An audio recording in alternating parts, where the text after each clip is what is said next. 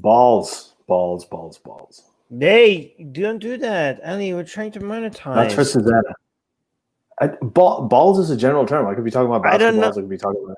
I don't know. It's a general term. It's nothing. Just relax. It's okay. It's all good. You're freaking out. Okay. Jesus, my internet connection. It's Blasphemy Day, by the way. It is Happy Blasphemy Day, everybody. Happy Blasphemy Day. And let's do this.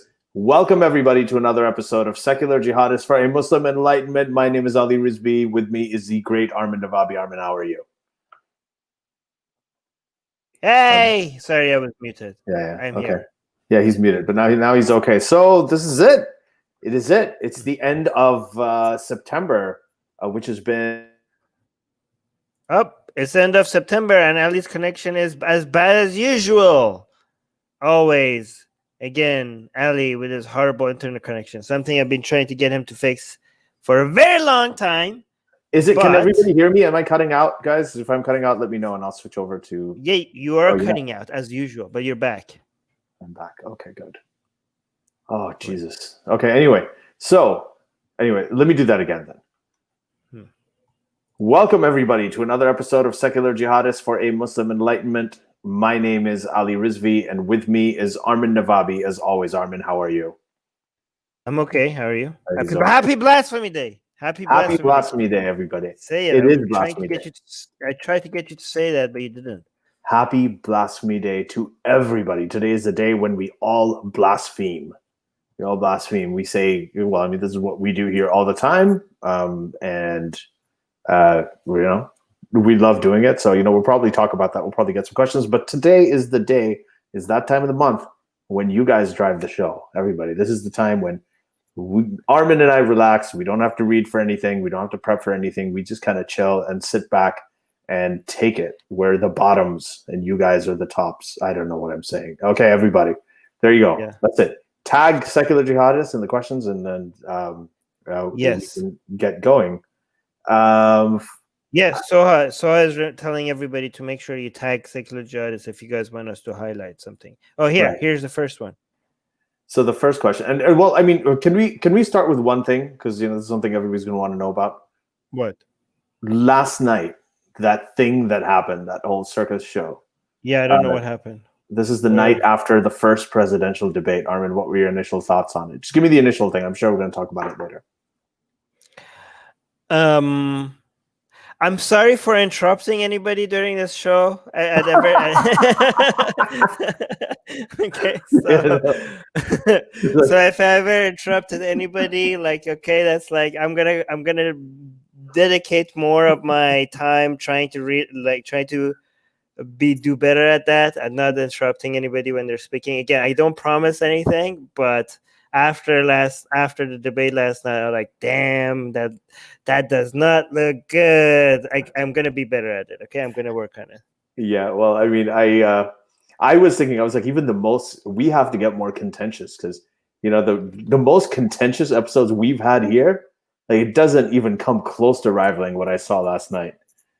We need to have one episode like that. It got me really excited. I think it's going to be fun, but we'll talk about that later if we get questions about it. So yeah, the first question from Jeremy Frank. Where is it? 1032. Yeah.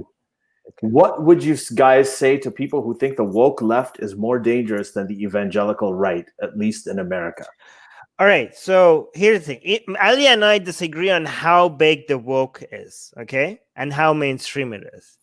But both of us agree, I think, that no matter how dangerous they are not at all close to mainstream and influential and powerful as the evangelical right. Yes, we both agree on that. Yeah. We both agree on that. The evangelical right has the White House. They have now potentially the Supreme Court. They are in places. The woke left, unfortunately, is, and you see them in educational institutions. You kind of see them in public discourse in the way. I think we agree on one other thing, Armin, that extremes legitimize extremist oppositions. Right? When you have no, they cause it. They don't legitimize it. They shouldn't. No, they legitimize. No, not legitimize as in we think it's legitimate, but to a lot of people, what happens is when you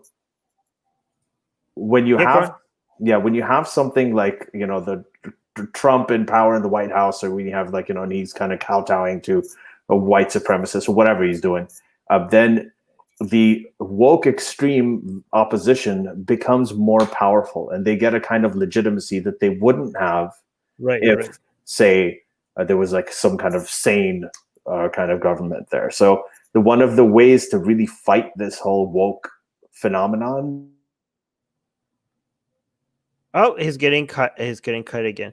All right. One of the best ways to what? Let me guess what he's gonna say. I'm gonna change my connection, and then while he changes connection, let me tell you guys what I think. Okay, so this is the barrier between, this is where something is either mainstream or not. Okay, so Ali thinks that the woke dogma, the woke cult, is not mainstream, right? He's below mainstream, and I think like they are getting to the mainstream level. They're pushing in through to become mainstream. Okay, and if this is below mainstream and woke is here, like, yeah, they're getting in, becoming mainstream. Okay, and I think this is where the evangelical right is, like, way. I mean, they became mainstream a long time ago, and they're losing, well, actually not anymore, but again, they are so what I'm scared of is that the woke dogma is trying to get to a place where how mainstream and how commonplace evangelical right is. That's what I'm scared of. And that's what I'm trying to avoid. Right? But go on, Ali. I actually agree with all of that. So I think that's the thing. I mean, the best way, if you want to fight this, you got to really get rid of, I think the main focus for all of us is to get rid of Trump, right? We have to get rid of this whole sort of Trumpism and everything. So anyway, Suha Barakat is saying happy Blasphemy Day. I saw something really cool that Mariam Namazi put up, which is the women's Quran. Did you see that? No. What is that? She had this thing, like they published I think CEMB published a women's Quran, and it's you open it up and it's basically like a bunch of empty pages, because it's just the whole idea is that, religion is anti-women. So it was pretty wild. It's really cool. You guys should check that out if you can. Mars is asking, is Trump calling out CRT a net gain or a net loss? So by net loss for sure is basically hurting. CRT is critical race theory, by the way. That's what do you think, Ellie? I think the Trump, and anytime you have a good cause and you get Trump behind it, ruins it. It ruins it. Because, when if Armin and I are sitting here and calling out CRT, or we had, Obaid coming here and he was talking about, critical race theory, and we were talking about all the problems with it, the fact that it's irrational, that, it's against reason, that it doesn't rely on evidence and relies more on sort of storytelling and all. It's just, there's a legitimate argument, and we're saying that for the intentions of having more free discourse. When Trump says it, and he's also telling the Proud Boys to stand back and stand by. Yeah, what the hell was up with that? Like, what? How? Like, okay, like, can he just not? Yeah, I think even some.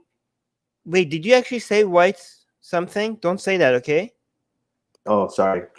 Did you say it, guys? Did he say it? How are you talking about debate without? Yeah, I did say it. I'm sorry. God damn it, Ali! Can you just be more like?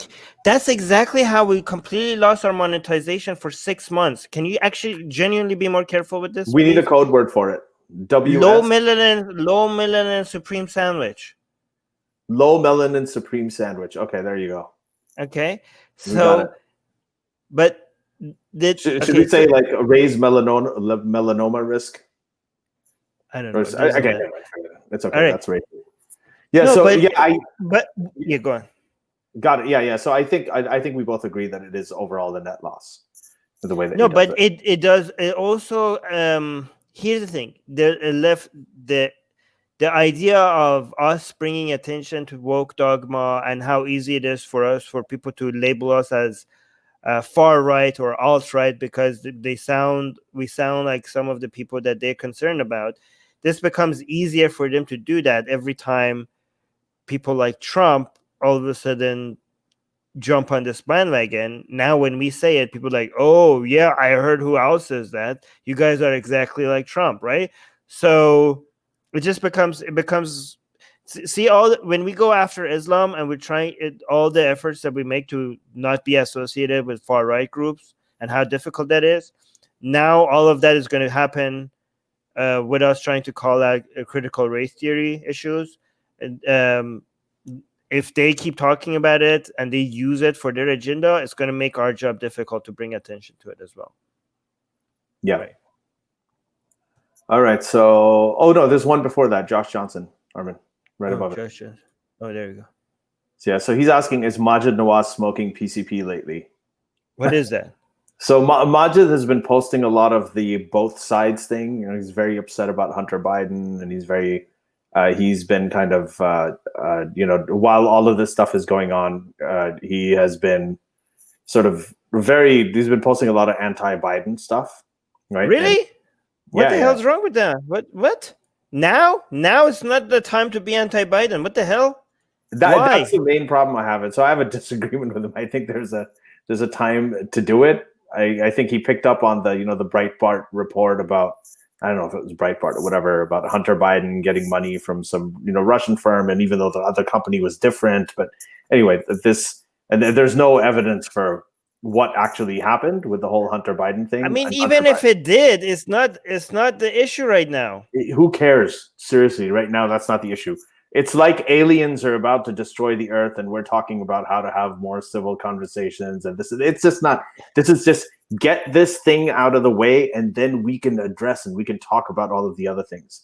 This is the idea. Can you steelman him? Can you steelman him and tell me, because I don't understand. Maybe if he was here, he would be able to defend this better than what we're doing right now. But I would, but I'm not too. I've only read a few of his things. Can anybody in the live chat steelman him? Because I don't understand. This is irresponsible right now. I mean, this is to go to attack Biden right now. I think at this moment it's irresponsible, even if you're right. Yeah, it's kind of like, I mean, it's cool to be a contrarian. I know nowadays it's really cool to be a contrarian, but the thing is that sometimes there's two things that happen. Sometimes people take the contrarianism thing to fetishistic levels and start fetishizing it. So no matter what's happening, they have to be a contrarian. The second thing is people get neutrality and objectivity mixed up. Two totally different things, right? Being neutral is one thing. Being objective is another. And objectivity is really the goal. Neutrality is not the goal. I mean, not every. You also have to be strategic. Yeah. You also have to be strategic. Even if you're being honest and truthful and telling it how it is, you also need to be strategic with the politics that you're playing. Yeah. Right. And just prioritize things at the time. So maybe I'm gonna go call him out on that. All right. So Silk Rabbit is saying, "Do you think Trump is racist?" I don't know anybody. Yeah, I think what? I'm saying I don't know anybody who doesn't think that Trump is racist. Wait, I think it does. I don't know, and it doesn't matter. Effectively, he's doing racist things. Yeah. So yeah, I think it's possible for him not to be a racist, but he's just using racist people. It's possible. It's possible for him to not have not a racist bone in his body, but he noticed it's. I mean, I'm not saying this is the case, but it is possible for him to just I don't think Trump cares anything about anything other than himself, to be honest. But again, I can't read minds, right? But using racists and being racist yourself, if you can't tell the difference, then it doesn't really matter.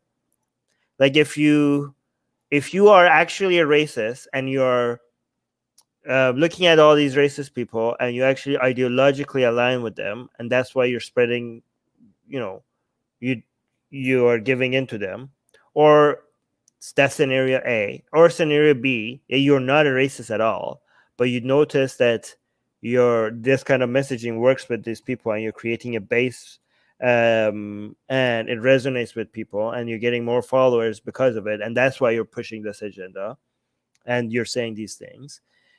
A or B effectively are the same, have the same results, right? So I think it doesn't matter if he's racist or not. Yeah, right? for the record, I mean, I think, of course, you can't get anybody's intent. You can't call anybody anything because you can't really read into their minds what their intentions are. But effectively, you go by their actions and you deduce their intentions based on that. And to me, I think it's pretty clear that Trump is racist. I mean, we had Sam Harris on the podcast like some time ago, a couple of years ago. He said it back then. He's like, there's no doubt in his mind that he's racist. I mean, we've had. I just based on the results of what he's trying to do, especially from like he's saying stuff that no president has ever really said, right, in recent history. He's been doing like this stand back and stand by, like stand by, and then later he says stand by to the Proud Boys, and then later on he says that he's not going to accept defeat. He's not going to concede. And so both of those things, putting it together, I mean, the people who need to hear that message are going to hear it. They're going to understand what he's saying. The only argument, one argument where you can have that he's not a racist is that he's like a sponge. Like he doesn't have an ideology. He just absorbs whatever he's surrounded by and just reflects it, right? Yeah. Like he might be too empty of a person to even be able to have a racist ideology. Do you know what I mean? Yeah. He might be. That's why, like, he's the only ideology he has is like, I'm great, and everybody who says that, everybody who agrees with the fact that I'm great is just I'm for those people. If you're racist and you think I'm great, I guess I'm with you guys, right? If you're not, like, again, whoever is basically just I'm with the people who praise me kind of attitude. So I think, like, if he's not a racist, if you could make an argument for why he's not a racist, it's just that racist people need to be able to to hold like a more complicated ideology that Trump is ever able to do. Like maybe, I don't know. I think, I don't know. I think that even from before, one of the things as hollow as his ideology, and I agree, he's basically like a chameleon. He'll just go whatever opportunistically, he'll go wherever he needs to go. But even before the presidency, I mean, not renting to certain, like to black people, putting the C on their forms, just saying that they're colored, and then the birtherism, starting that whole thing and pushing it to like all of this stuff. Just overall, everything he says kind of reflects the way that he thinks. So for me, it's of course nothing is 100%, but I don't see really anything else. So, but we agree on the part that it's actually irrelevant what he's doing. It doesn't make a difference whether he truly whether we can do an fMRI scan on him or not. But anyway, so the next question. So it's not a question; it's a comment. I just wanted to highlight it. Yeah, Josh is responding to the Majid Nawaz thing, and he's saying that he was deputizing his supporters to handle Antifa because the president of law and order is a facade, and Trump is a dumb asshole. That's why. Ali, I don't understand. Like, I've been very good at not swearing, even though swearing is my. I'm reading the comments. Do you think YouTube cares if you're practice? I need practice. Yeah. I'm a slow learner when it comes to not swearing. That's specifically that area. I'm a very slow learner. So he's saying he's deputizing his supporters to handle Antifa because so he's doing this whole thing. He thinks that the law and order thing is a much bigger story. Law and order thing is a story. Oh wait, you got cut again. Wait, let me actually analyze this. Wait, Ali's connection comes back. Mm-hmm. Ali is like rich, like he has a lot of money and he still can't afford a better internet connection. Oh, he's back here. Yeah, I'm trying. I'm going to call Rogers tomorrow. I think it's this house that we moved into. We'll get it fixed. He's been saying that for like months now. But go on. Yeah, it's like not swearing. This a little slow, but Yeah, I just don't think that right now that's the priority. It's just not the priority. I know that people are drumming it up, and what we see, there are certain videos you see, and then you see this other sort of. I don't know what to say. I don't agree with it. I've talked to people. This whole looting and people being concerned about that. I mean, yeah, it's a concern and stuff, but. Every content creator I watch, I know exactly what they're gonna say. Like, it's everybody is either exaggerating it or downplaying it. Not everybody, right? But I'm rarely saying, like, I'm looking for content. Like, even my favorite people, Like I know exactly where they're going to line. Like it seems like they're not being objective at all. Like it seems like, hey, if I'm left leaning, I'm going to downplay the riots. If I'm right leaning, I'm going to exaggerate it. Like why is it? Why are all of you being so predictable, right? Why can't you just like look at it and just give us your honest take? Like be a little bit more objective about these things, right? And this is here, Ali.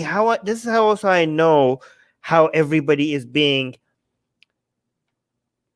biased without being transparent about their bias, right? Because I know I am biased, right? But at least I tell you my biases, right? I know I'm biased. Like you can expect to know my bias is going to be anti-religious, and it's going to be pro-free speech, and it's going to be pro-secular, and it's going to be anti-dogma. I have these biases, but I will tell you that, right? But a lot of these people that are going to be that pretend to be objective, like if some people like attack, like if a victim is a black person, without knowing the facts, the details, I know most of the content creators that I follow, if they're left leaning, they're going to be like, it was unjustified.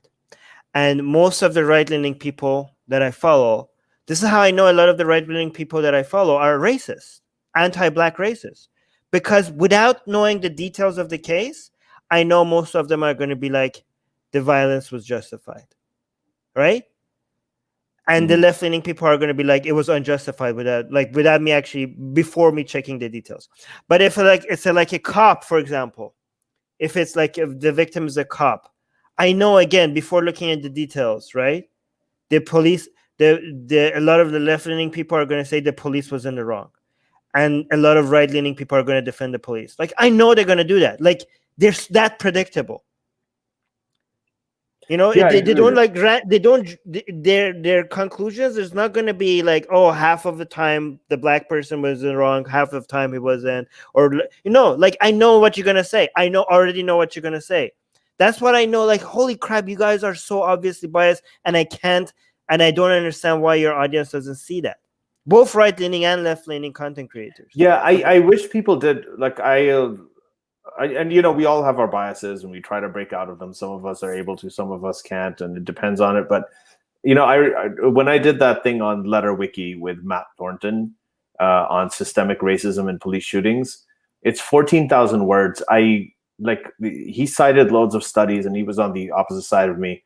I cited something like dozens and dozens of studies, and we really there's a lot of data on this. This is a very, very complicated topic. But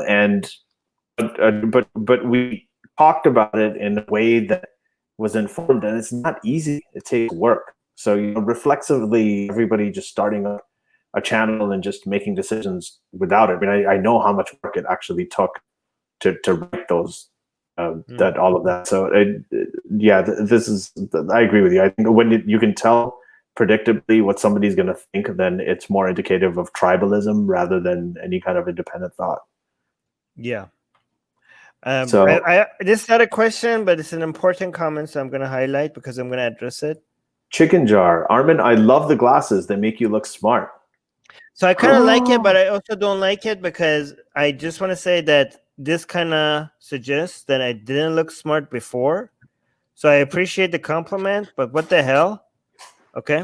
So, all right. Lots of stuff here on what. So, what are your opinions on Kashmir and the abrogation of Article 370 by India in 2019? How do you think this will impact jihad in the area? So Article 370, I honestly, I don't really know that much about it. I think Article 370 is the one that gave them the authority to have established a government or something. Kashmir is the disputed area between India and Pakistan. Yeah. And then it seems that they basically made it a part of India. And basically with Kashmir, I think there should be a referendum, and they should be. No, they promised them a referendum. They promised them a vote, and they're not giving them a vote. Like this obviously should be the choice of the people on the ground, and the BJP doesn't want to let that decisions be made by the Kashmiris themselves until they do demographic engineering on that area, and they replace the people with the people that they want before they give them the vote. but they owe them the vote. But they're taking their own promise. Their own promise is basically they're going against what they've been promised, right? And it is anti-democratic. It's like it's basically those people there have been taken hostage by the BJP government. So it's very unfair. I mean, all the things that a lot of the people in the West are like, oh, this could happen if Trump wins. Oh my God, these are the things that are going to happen. Ethno-nationalism, oppressive tyranny, like all of these stuff is actually happening by BJP right now, and not enough people are calling it out. We need to do an entire episode on Kashmir. Yeah, we actually have somebody lined up to talk about this as well. Yeah. So we had our previous guest, Andrew Seidel, hooked us up with somebody who talks a lot about Indian nationalism, and they understand all these issues. So we're going to be having them on the podcast this month. Actually, we just have to find a date and schedule them in. Well, one thing about how this will impact jihad in the area, I have a view of this that I think a lot of you may not agree with. I think that if there is a place that is occupied or in dispute, and there are people who are indigenous or who live in that area, and they rise up against the occupiers, I understand. Of course, yeah, it's jihad. I don't look at that as terrorism. I think of that as an insurgency. Okay. Be careful. First of all, do not say the T word ever again. Armin, this is going to become impossible. No, I'm sorry. I know it's stupid. A lot of other people. Our podcast is called Jihadists. It's got Jihadists in the title. Yeah, it's okay. That one is fine. But the T word, just say that you have to find a replacement for the T word.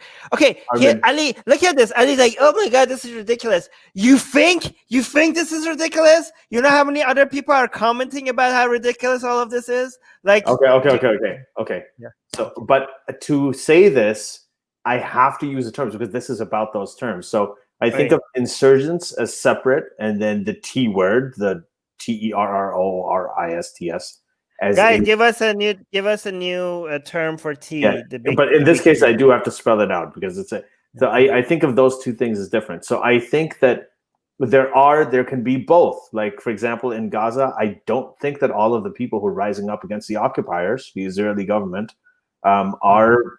I think that most of them should be called insurgents. The people in Iraq who were occupied, they call them the T word. I think that they're insurgents. When you have people attacking the U.S., like with the 9/11, those are the T word, right? I mean, they're very, very different. We need to be very, very clear about how we talk about this. So no, I don't think that the people in but especially I look at them as more as insurgents who are occupied in their own land.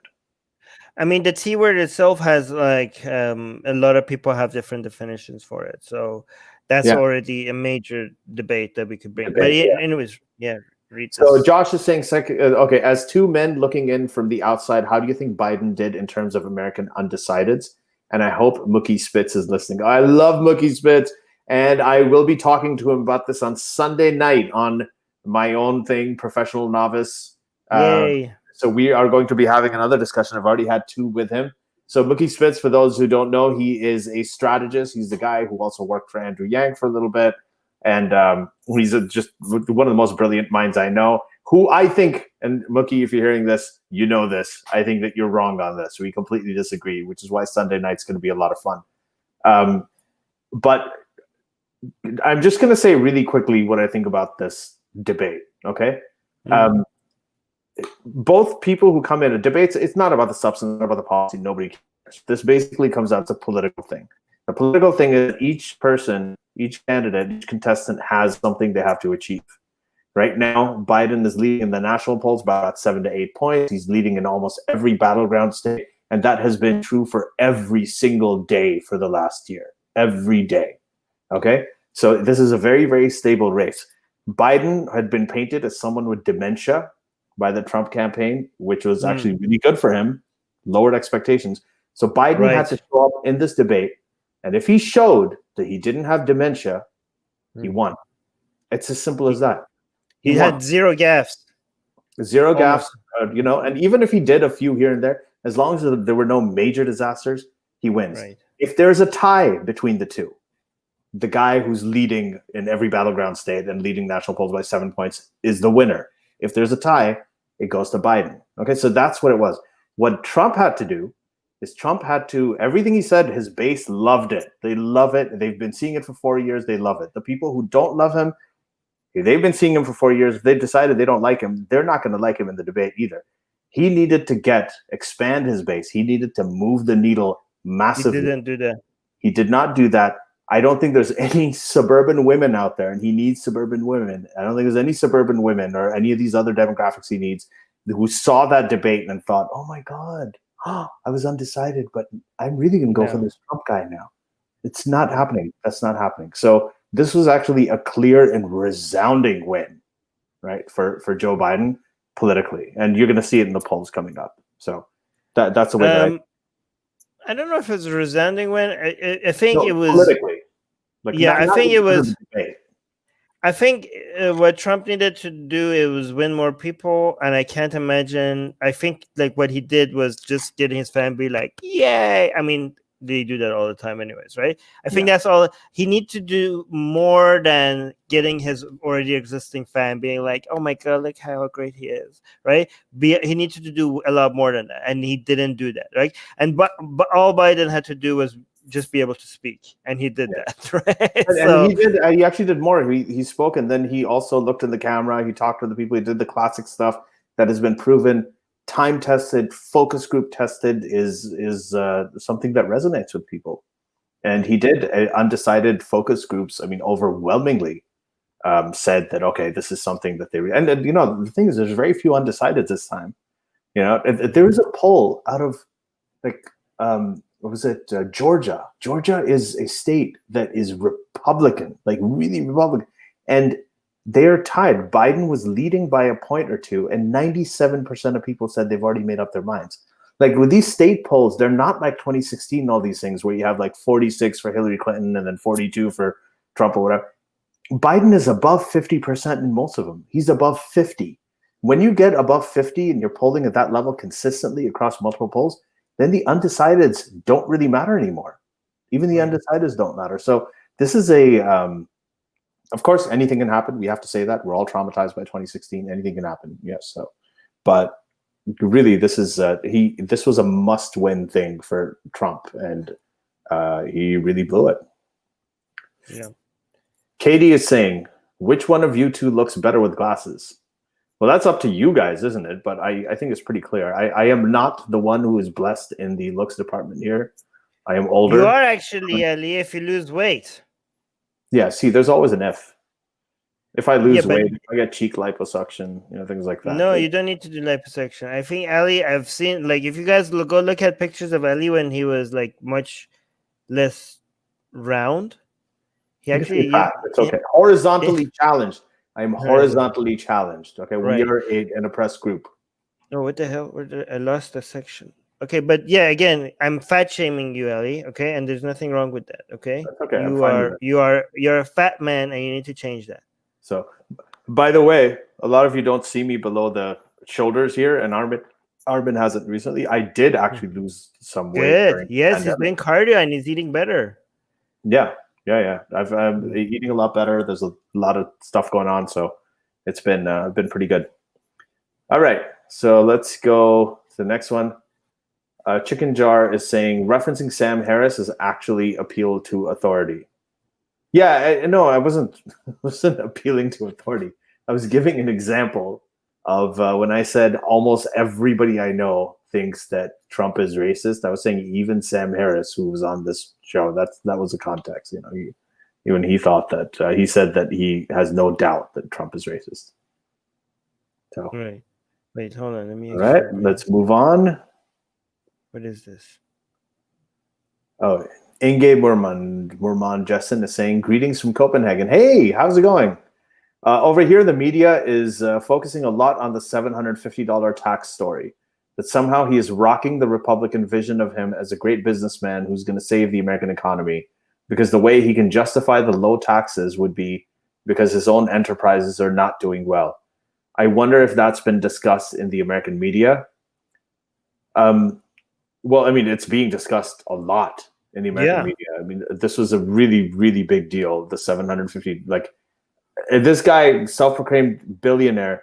Like this is another thing for the undecideds for Josh Johnson. I mean, the Rust Belt where he won. I mean, there are people who work minimum wage, who are teachers and who are construction workers, and they pay thousands of dollars in taxes every year. This guy, a billionaire, paid less than them in 2016, 2017. And before that, right, for over a decade, he paid zero because he showed he had more losses than gains. So he gamed the system. And, I don't think that argument that, just took advantage of the system, we got to change the system. That doesn't really work anymore because he has been president for 4 years. Okay, no, here's the thing. There's a part that I'm gonna blame, say why it should look bad for Trump, but this is not it, right? Because he didn't game the system. The system is rigged. He didn't do these are the tax loopholes that you could take advantage of, right? Yeah. So it's not like he didn't do anything illegal, right? So this specific part just shows how bad the tax system is in the United States. That's not a Trump thing. That's a tax code thing that needs to be fixed, right? So the part that is about Trump. That's not entirely true because he is being audited. His stuff is under audit specifically because they think that he overplayed his hand there. But anyway, but a lot of the audits don't get into proving. Sometimes it does. A lot of them don't. Okay, so just because you're going through an audit, that doesn't mean that you're going to be proved guilty, right? There are. I mean, even if Trump is proven guilty, there are a lot of people that make a crap ton of money, and they get away with paying close to zero because of the loopholes that exist, right? And actually, the information of how to do that is very easily accessible, right? So it's not like it's easy to do. But the part that actually looks bad on Trump, not just on the system, is the fact that he's a crappy business person, right? Like he is really, really bad at doing business and he fails all the time, right? It's not the amount of money that he didn't pay as tax, but the fact that he's in so much debt, right?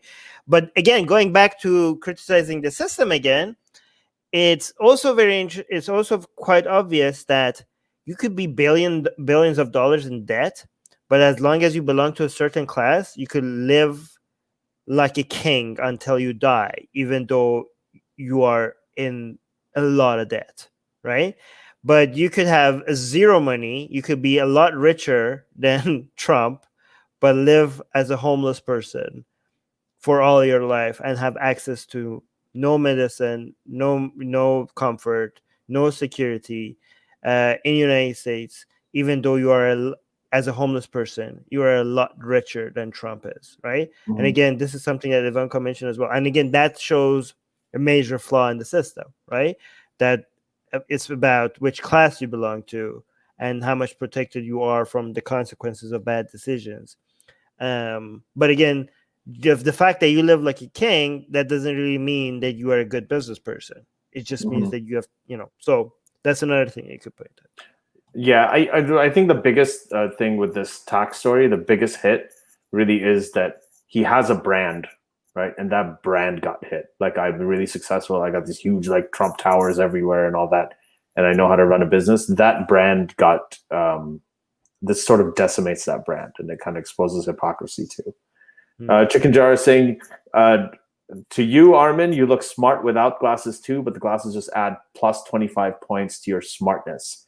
You are still level 22. I don't know what that means, level 22, but I don't know what that means, but I just had to highlight that because it was a compliment to it. I love it. By the way, these are good for when you're screen protection, because if you're constantly behind the screen, it just protects your eyes and makes you less tired. So it's good. I suggest. Does your glasses do that, Ali? No, I don't know. I don't know what my glasses do. But yes, wait. So Muska is saying, I'm with Ali, no censorship on the thing. Yeah. Yeah, this is a monetization thing. It's hard to, I'll learn eventually. Oh, they coming up. Oh, okay. No, you can't even say the TERR. Look at the next one. There's another one. Terriers. Terriers. Terriers means this kind of dog. So I think maybe Terry's Tetris players. No, that actually means something, Armin. You have to do Terry's. something that doesn't mean anything. I think Terry's is fine. Terry's? Okay, the Terry's. yeah. Okay, good. Yeah, I think your beard is scratching. My beard is too loud. Yes. Josh is saying Gaza isn't occupied. Yes, technically, yes, you're correct. So, Josh, I don't actually completely disagree with you. I don't want to come across as saying that okay, I'm totally on one side of this. I'm not. Okay, but Gaza still has its airspace controlled by Israel. They still don't have they are governed by a government that they can't exactly vote for. I mean, they are ruled by Hamas over there, but there are terrorist elements to it. I did it again, yeah. But I do think that occupied Palestine, there is a lot of this is an insurgency. So I don't think that it's completely fair everything that's happening to them. Hey, I like this one, combustibles. Combustibles, but that's people aren't going to recognize it. So. I think first mention, spell it out, and then after that we do it if we have to.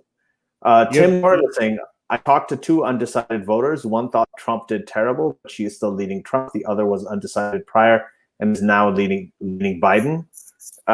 Not a very scientific data collection method, but yeah, good. Yeah, just interesting to know.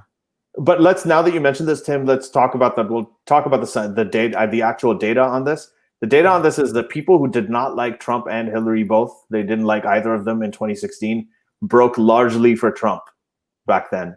Now, this year in 2020, the people who don't like Trump and Biden are breaking largely for Biden, right? So there's a difference. And the thing is, again, Biden is polling in these battleground states where he's leading in pretty much almost all of them, over 50%. So the undecideds are not as relevant, and they're also very, very small in number. So it's a very different thing. And after this debate, you're right. Like most people who saw it, who are undecided, and the polls will show this more, but just anecdotally so far, it seems like a lot of them are kind of breaking for Biden in this case.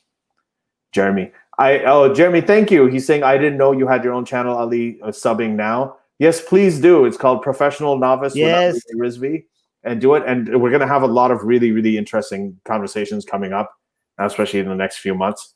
So that would be great. And also subscribe to does like the Atheist Republic stuff. Some of that stuff you do on there is amazing. Wait, you got cut. Say that again. I was promoting your Atheist Republic YouTube channel too, because I think some of the stuff that you do on there is like really, really interesting. You don't hear it anywhere else. You should come on Atheist Republic, and we could promote your new channel, your own personal channel on Atheist Republic as a guest. Let's do it. Yeah. Yeah. We'll probably talk about something else too, but yes, it should be fun. No, I know. We're going to find an excuse to have you on, but on the side note, we'll also use it as an excuse to promote your channel. Yes. And let me build up a bit, and then we'll do that. Okay. So Katie, you know what? You know what? No, wait. I refuse to promote your channel until you get a better internet connection. I'm not going to send my people towards a host with a crappy internet connection. I'm going to resolve it. I'm going to resolve it this week. Okay, good. I'm going to call Rogers and resolve it myself. So, and my hair is all over the place. Katie Rin is saying, have Peter Friedrich on the show. He has info on U.S. connections to the Hindu nationalists in India. Let me just double check. Write that down. Write that down. That's right exactly now. what I'm doing. But let me just double check to see who Andrew Seidel suggested. Is that the same? Oh no, yeah, he suggested somebody else. No, that guy, that was a Hindu name. Yeah, that was a Hindu name. So okay, so Peter Friedrich, and let's see where he is. So I'll make a note of that here. Okay. Tag secular jihadists and send your questions. No, here it is, Jeremy. Read this one. The next one. Jeremy's saying, I don't think this will affect the polls much, but definitely more likely if they move towards Biden than Trump. It's right now we don't know. Like it'll take a couple of days for the 2 days. It takes 2 days, I think. It'll probably take like 2 days. But I mean, what's happening right now is crazy. Like South Carolina, which I think Trump won by like 14 points. South Carolina, there's a poll showing him tied. So not only is Trump tied with Biden in South Carolina, which is just red as hell, right? Right. But Lindsey Graham, right, the senator, is tied with his Jamie. I think it's Jamie Harrison is his the Senate guy that he's going up against, because after Ruth Bader Ginsburg died, like Lindsey Graham's opponent got like something like $100 million. And it's insane. And he was on Fox News, like begging people. He's like, guys, I'm getting killed financially. Please help. Did you see that, Armin? I don't know if you saw that video. No. Yeah, he's basically begging he's like, guys, help me, please. I'm getting killed over here financially. I mean, Lincoln Project even made an ad out of it. So there's a lot of weird stuff happening. Georgia, Texas is a swing state. I mean, the whole thing it's crazy. Josh is saying Trump isn't interested in winning more people or expanding his base. He's known that for a long time. Just secure the base cult that he already has and suppress as many votes beyond that as he can and hope for a contested election. That's you nailed it. That's exactly. What do you think happens if Trump loses? Like, a lot of people are predicting, like, coup d'etat, or like far right people in the streets and violently, like there's some weird predictions. What do you think? Depends on the margin. If it's like a really resounding victory and it's a landslide, then nothing can happen. Nothing is not a big deal. I mean, Trump will have to, even if he doesn't concede, he's going to be escorted out of there by the military. Nobody cares. But if it's very close, and if you're in a position where Trump is winning the Electoral College on election night, and then the mail-in ballots come over the next 10 days, and then they show that Biden won, then there are going to be legal teams on Trump's side that are going to take it to the Supreme Court, where he's going to have a 6-3 conservative majority. And that could be... Yeah, but come on. Even the conservative judges are not going to be like throwing out everything. You don't know. That's what the problem is. Because, I mean, the people, he's appointed at least 3 of them that are... I mean, they do rule against him. You never know. But you know what? Okay, go on. Sorry. I think that there could be... it's like what we talked to Andrew Seidel about. Right. Right now, you're kind of going towards a minority rule type thing where you have a 18% of the population electing 50 senators, which is anti-democratic. You've got a president who's consistently winning, who got less votes than the other person. Just won the Electoral College. You've got just 18 states deciding what the result of the election is. Most people, their votes don't count because of the Electoral College. Like, there's all these things happening. When you head towards minority rule, there is a potential for uprising. There's a potential for violence. I mean, that's how it happens. So I think it's a real risk. I don't really know if it's going to happen to the extent that it did. You know what is good about one of the things about being skeptical is that you get to make fun of so you have two groups of people on both sides making some very strong, certain predictions about things happening, right? And they disagree with each other, but they seem very sure about it. And you're like, I don't know, being skeptical. But the fun part is that when it actually goes one way or another or neither, you're in a good position. No, you're not just in a good position, but you could just be like, laugh at them for predictions that are coming true. Like, either way, either these people are going to be right or these people are going to be right. But you're in a great position because you didn't make it like a certain prediction like they did. You're in a great position to, at the end of the day, to know, like, oh my God, one of these people are going to be so wrong, and they were so sure that they're going to be right, and you get to laugh at them right after. So it's going to be awesome. It's like, all right, yeah. Muskal is saying, do either of you think people should try to convince a religious person to ditch organized religion instead of just not believing? People should try. There's no should here. I mean, there's many. I think it's an interesting question. What she's saying is that instead of saying that don't, you know, like that Iranian poll where people say, I still believe in God, I'm just not religious. Like, should people try to ditch organized religion like Islam? I think, I don't think no, because you get both by trying one of them. I think if you try to get people to if you try to convince people not to believe, you're going to get both of those results. So go with the one that gives you both. Attacking faith as a whole gets you more atheists, but also gives you people who will like, well, I'm going to keep my God, I'm just going to abandon religion, right? So why not go with a strategy that does two things at the same time instead of one that is just like halfway in between? Yeah, I think that's right. But I do see the merit of this. No. I see the merit of just saying, okay, I believe in something out there, whether it's the forces of nature, whether it's like, laws of the universe, like whether it's some sort of like pantheistic thing, whatever it is. If there are people who want to do that, and we convince them against, but the approach I always take is. What do you mean? Okay, no, Ali, you're triggering me. Okay, first of all, if people want to do that, they can't. Well, if people want to believe in Islam, they can also. Like, nobody's denying that they can do what they want to do. Like, No, that that's is not what I'm always a cheap. Yeah, so don't say it then.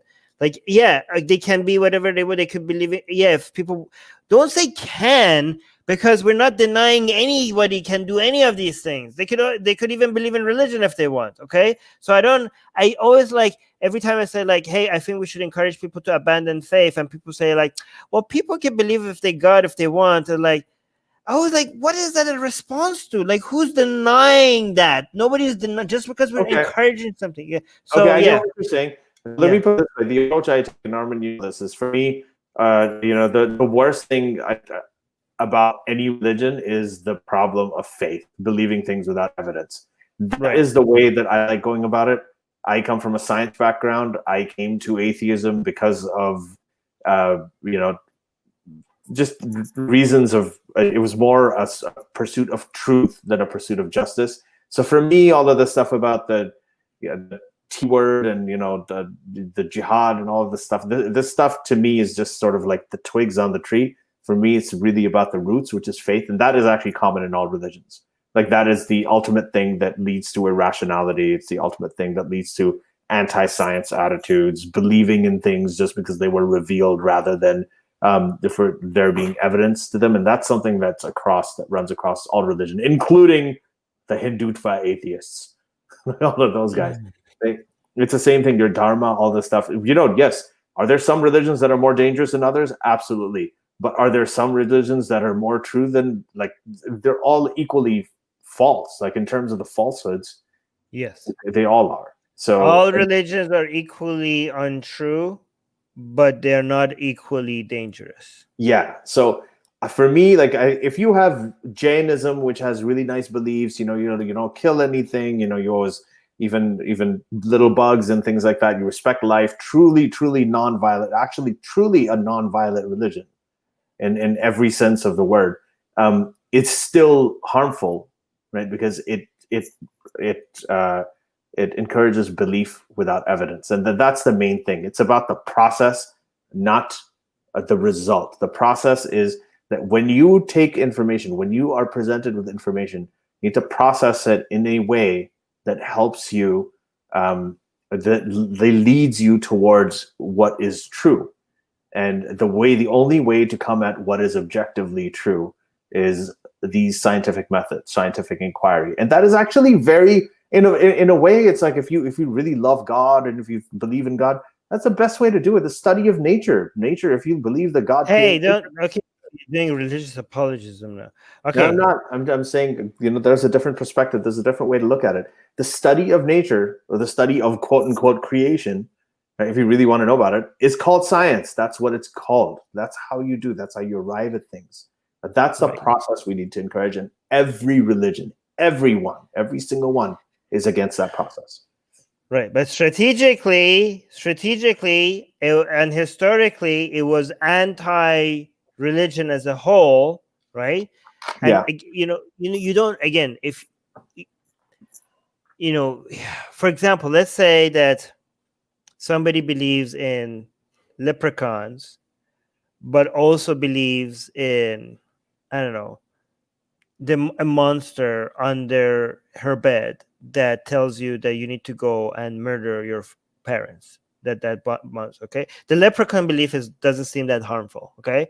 But the monster under bed is telling you that, go murder your family. That seems to be like, oof, like, what the hell? Like, that seems to be a priority for us to address. Okay, but I'm saying that you shouldn't use any methodology to address that monster under the bed that legitimize. You don't require anything that legitimizes the harmless leprechaun, right?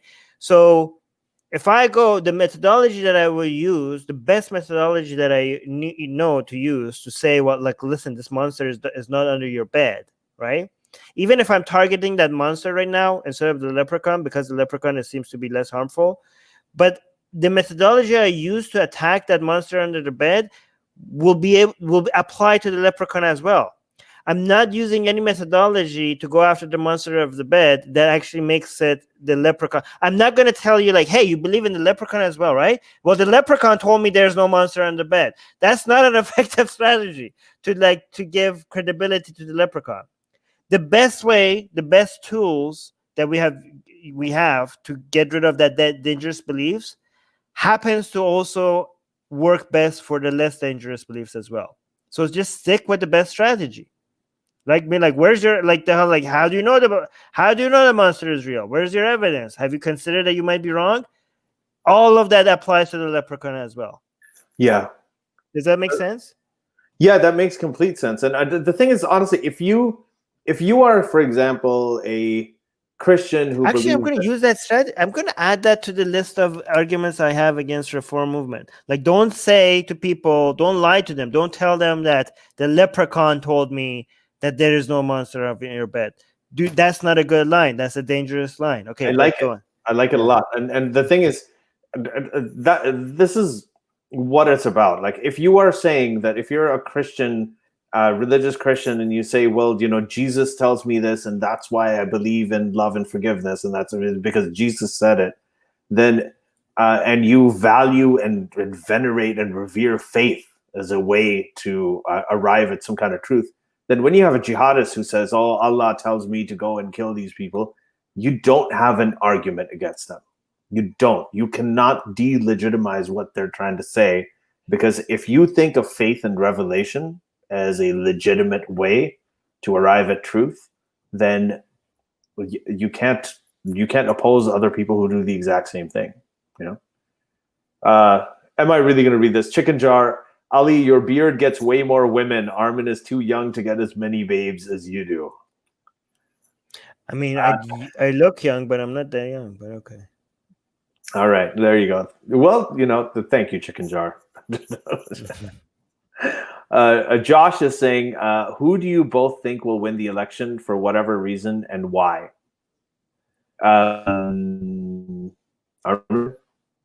Wait, you're getting cut, so I'm going to go first. I will just tell you that if the elections happened today, I mean, it is happening today, but if it was finalized today, if it was done today, then the odds are, it's not certain, the odds are that Biden will win. Okay. However, what happens, there are things like what happens in the next debate, right? There are many, many, many things that could happen between now and the end of the election that will switch things completely around. Okay. So, but you cannot deny that based on the polls, and yes, the polls, they're still the best source of our information, more than these like people like, oh, I talked to my granny and my friends and this is what I think. The polls are still the best way to come up with a prediction, right? Based on the polls, if things don't change dramatically, and if the elections were just done today, the odds are Biden will win. And saying the odds are Biden will win does not mean that it's impossible for Trump to win. Go on, Eric. That's exactly what it is. I don't think the polls are predictive at this point. I don't think it's too early to look at the polls now. We're at the point where they do start becoming predictive at this point because people get their minds made up. So the odds are that even on election day, barring some major, major disaster for Biden, like something happens in the debate, or there's like with Hillary Clinton, that whole Comey letter came out like 10, 15 days before, something like that. It just seems like it's pretty clear that Biden is going to win. But again, don't be complacent. Don't sit on your ass. Get out there and work for it.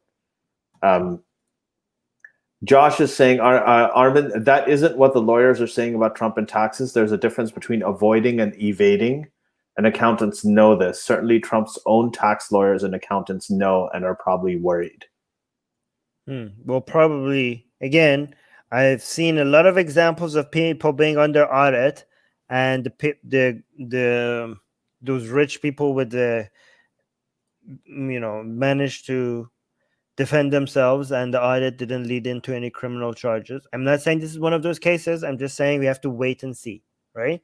Yeah. Because not just because somebody is being audited, that does not prove that anything illegal is going to be proven. It might. I'm not saying it might not, but I'm just saying it's the same thing with criminal laws in other places when people are like, oh, you got charged, like that. Oh, that means he's guilty. Like, no, you just got you have to wait and see, right? So this is exactly the same scenario. Oh, and also here, look.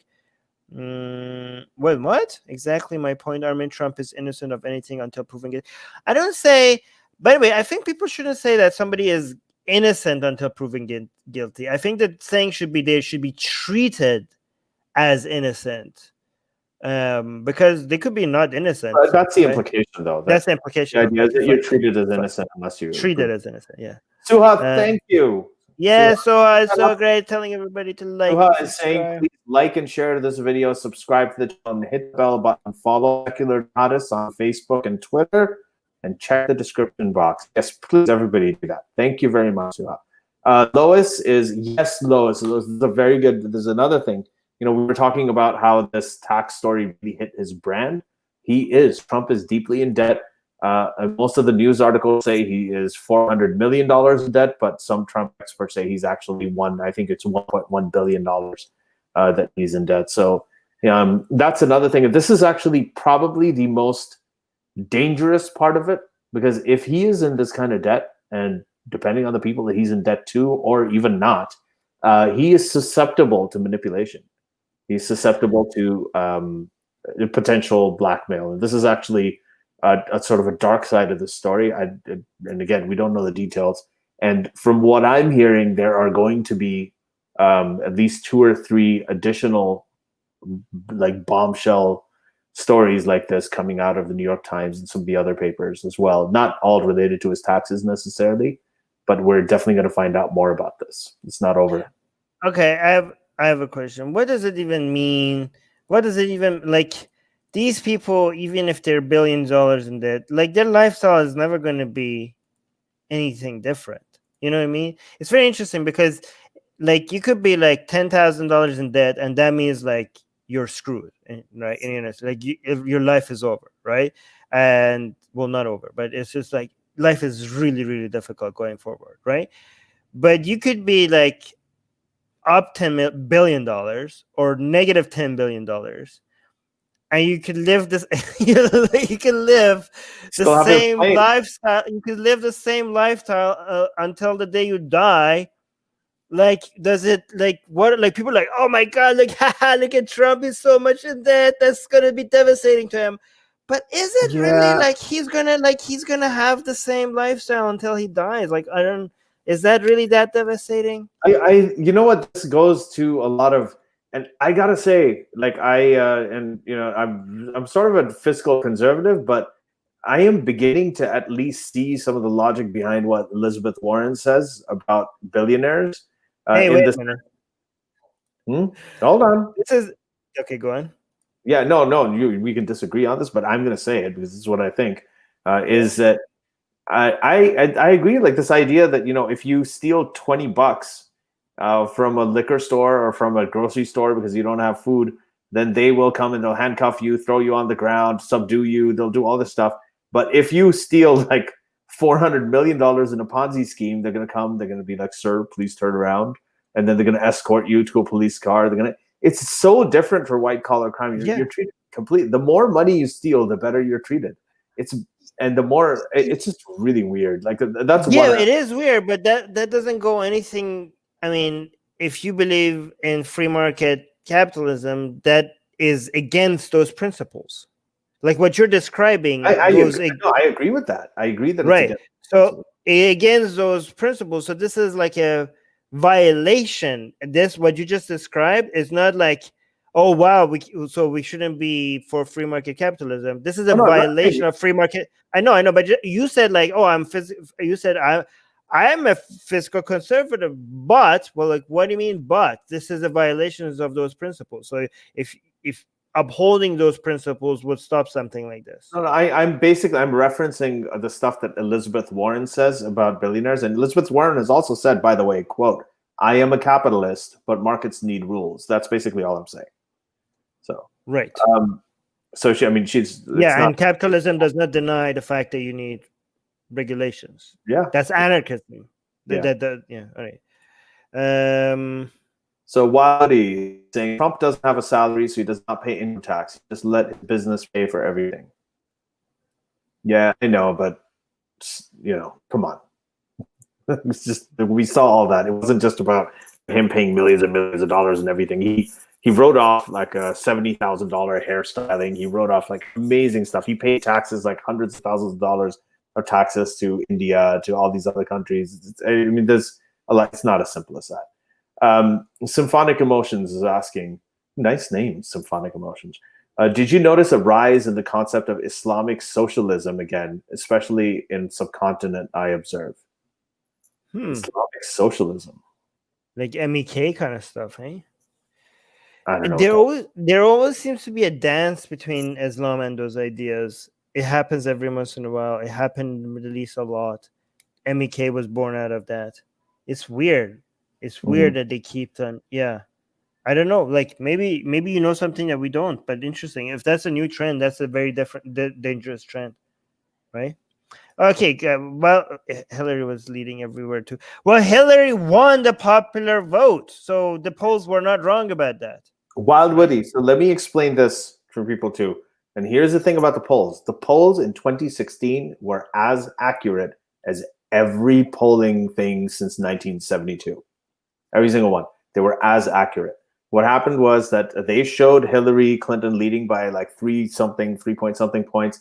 Hillary won the popular vote by 2 point something points. So within the margin of error. Yep, they were absolutely accurate. Now, where there were errors was, Trump won.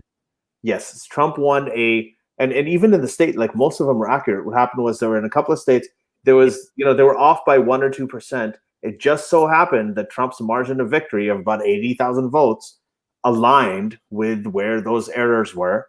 And, that's where everything kind of fell apart.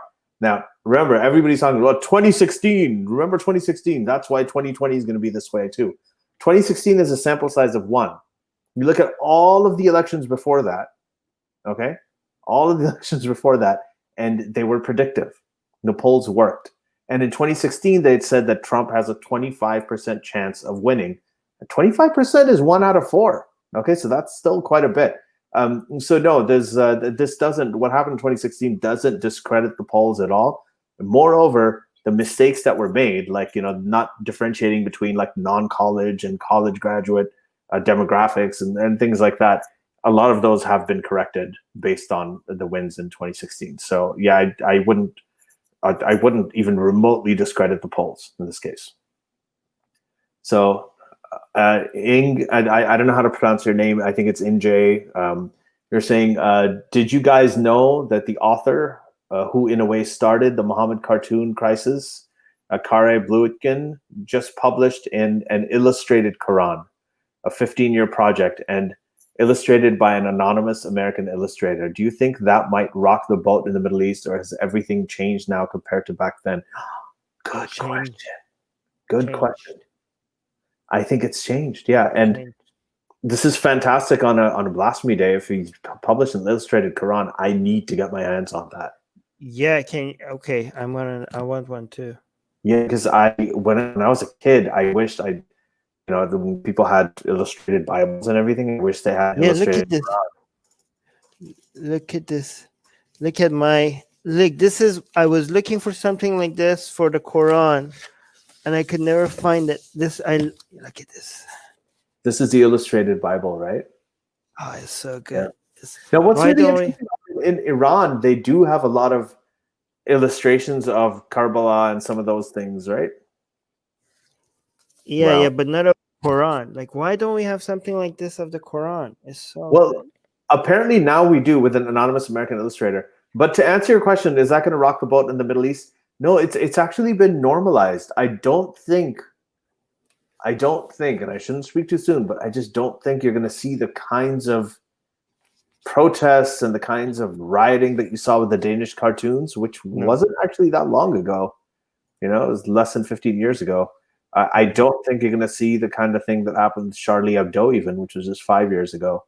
You had that sort of jihadist knife attack, but I just don't see a lot of Islamic jihad in the news nowadays. It's still very rampant, even in Muslim majority countries. It is huge, but the target is not Westerners, so apparently nobody gives a crap unless the targets are Westerners. Like, it's still happening a lot. The target is just like other people.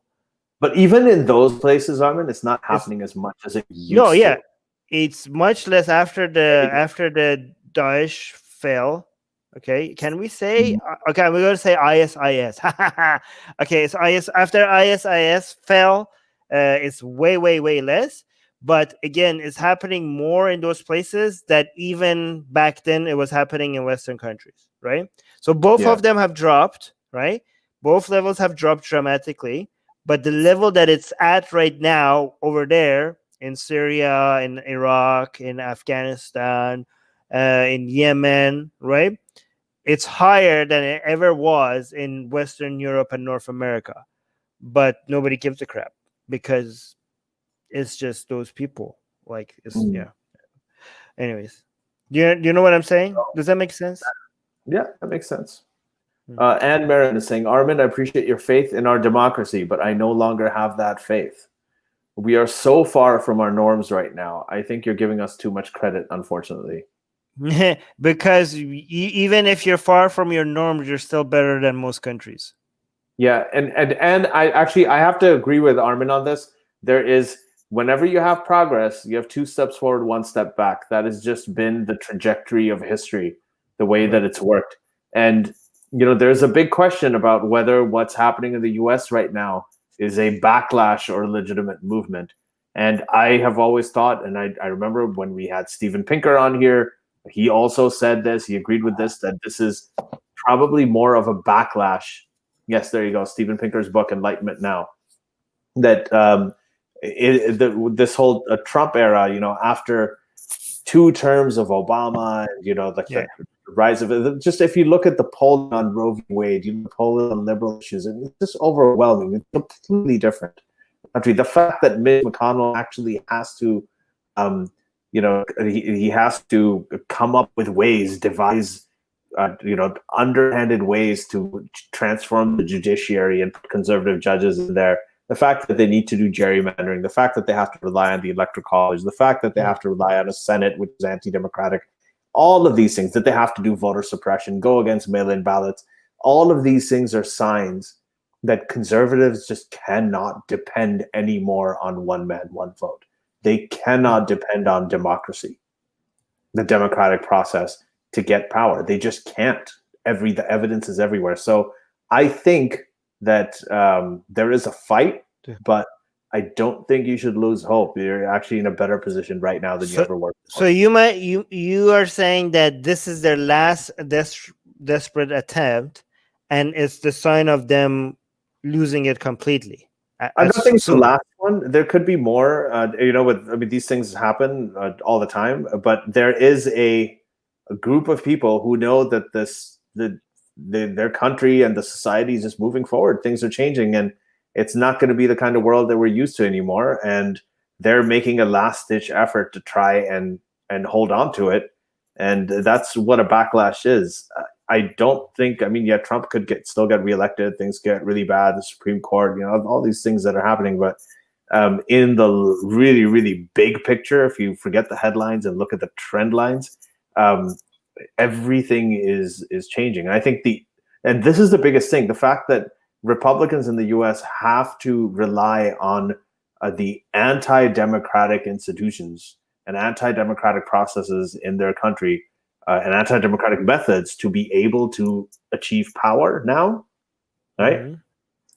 Is evidence that it's just not the democratic institution is just not working for them. They don't have most of the people with them anymore. It's just.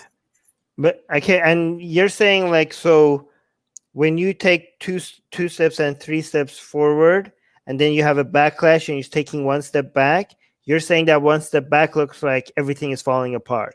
Yes, but when you're in it. But yeah, when you're in it, but it's not. It's just 1 step back after making a lot of progress. Yeah, and the not to say that those backlashes can't be devastating. I mean, yeah, it's devastating, and the fact that you shouldn't fight back against them, like you should.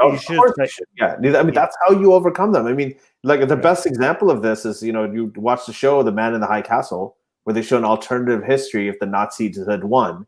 Why, Ali? That you said the worst of all. You said the worst one, the very worst one. I was saying I cannot see. Don't say it again. Again, YouTube's algorithm is not that smart. Okay, say what do we say? We had a term for them. The World War II naughty people. I don't know. Yeah, I don't know. World War II naughty people. Oh my God!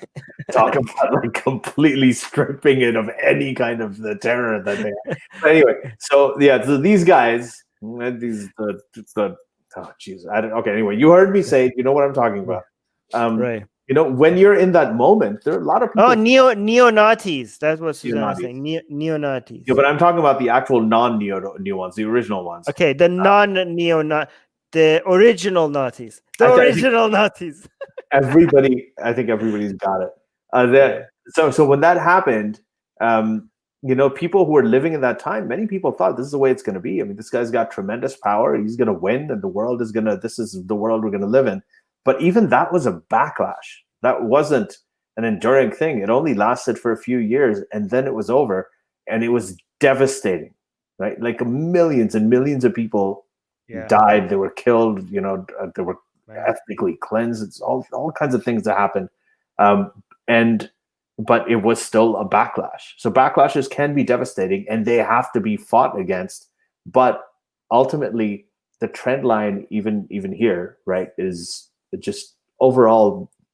I just don't think, considering the changing demographics of the United States right now, and I just don't think it's sustainable. Like what this Trumpism thing.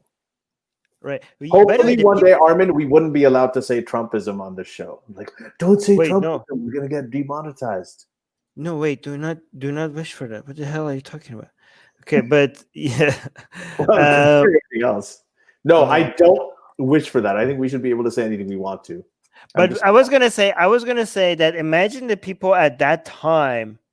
Imagine now that like a lot of people think the sky is falling and the world is ending and everything is going. The crap is hitting the fan, right? Mm-hmm. I have to say crap instead of the S word, right?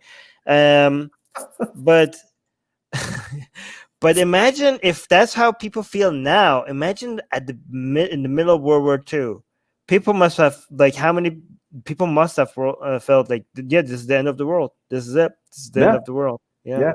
When you're inside it, when you're living it, you can't tell the difference between a genuine movement and a backlash.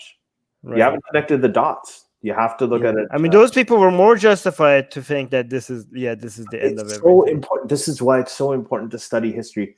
Read all the history that you can, like really, really understand it. Also, the Great Depression. Imagine being in the middle of the Great Depression. You must have think like, yep, America is over. Everything is done. Right? No, it happens in personal lives too. I mean, Daniel Kahneman calls this the focusing illusion, right? Like you're in university. I noticed this. I went to medical school. Medical school is like very, very high strung. We had people committing, like, can I say suicide? Okay, I already said it. There were people committing suicide in the dorm rooms. There were a few cases in the med school that I went to, and it's just there is this illusion that if I fail at this, then my life is over. You become sort of closed in this sort of environment where you think that is the be all and end all of everything, and there's nothing else outside of it, and it's just not like that. Charlie Kirkham is asking, what separates abductive reasoning from science? Armin, this is yours, man. I don't know what these things Wait, you're the scientist. I know about science. I don't know the abductive. I think the difference is that science is just that and a lot more. Do you know what I mean? Like that's just one of the methodologies within the scientific method. Plus, but that's not the only thing that makes the scientific method. There's a lot that goes into, right? Isn't that? There's I a think lot. it is. Sorry, I'm doing that. I'm doing the. I don't know about this abductive reasoning and all of these the philosophy terms, Right. but So I think you just do one of the attributes of the scientific method, but that just because the scientific method involves, a lot of, it's a bigger explanation, but just yeah. this is just yeah. Let me read Uh, quickly the Wikipedia on this, just because we're on this right. podcast. It's a good place to learn things, so I Mhm. can learn things. Abductive reasoning is a form of logical inference formulated and advanced by American philosopher Charles Sanders Peirce. It starts with an observation or set of observations, and then seeks to find the simplest and most likely conclusion from the observations. This process, unlike deductive reasoning, yields a plausible conclusion but does not positively verify it. Right. Oh, okay. So I see how it is. One of the things about science, and so we talk about this a lot, science and philosophy. I think the most useful aspects of philosophy, science is incorporated. For example, hypothesis generation. You start the scientific method with observations, and then you create a hypothesis. To me, this seems a lot like that. It's where you look at the hypothesis and you say this is a plausible. But the only problem is that It is how we do science, but it's not the only thing that makes science, right? So yeah, so the difference is that science is that plus a lot more. That's basically a that's exactly it. And very specifically, I think what over here it says that this abductive reasoning yields a plausible conclusion but does not positively verify it. So what this does is it ends at the hypothesis. But I think this is a very important part of generating a hypothesis, but that hypothesis is not a plausible conclusion. It is a plausible proposal that is then investigated and then developed, and it runs through the rigors of the scientific process, and then you come up with a conclusion based on evidence. Okay, more tech skeptic. I haven't looked into this. I've seen the headlines. I've seen it showed up on my You feed, gotta but I read haven't looked. Oh, go on, read it. talking about it. Like, what are your thoughts on the Armenia versus Azerbaijan conflict? Yeah, I didn't look into the details. I just saw the headlines. I just thought, like, with all the news that I'm covering, this doesn't seem to be in our department, so that's why I haven't looked into the details of it.